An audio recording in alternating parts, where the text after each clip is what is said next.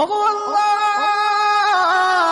ওগো মালিক, তুমি ছাড়া তো আমাদের আর কেউ নাই, তুমি ছাড়া তো আমার আর কেউ নাই। আল্লাহ গো, তুমি যদি মাফ না করো কে আমাকে মাফ করবে? তুমি যদি মাফ না করো কে আমাকে মাফ করবে? তুমি যদি আমাকে মাফ করো তাহলে তোমার কোনো দিকে কমবে না, তুমি যদি আমাকে মাফ না করো তোমার কোনো দিকে বাড়বে না।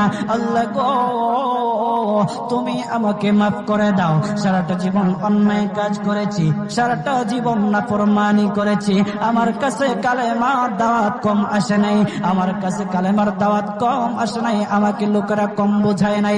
ওগো আল্লাহ, তুমি আমাকে মাফ করে দাও। মাফ না করলে কোথায় যাব, কার কাছে যাব? বাবা যখন মারে তখন মার কাছে আশ্রয় নেওয়া যায়। ওগো আল্লাহ,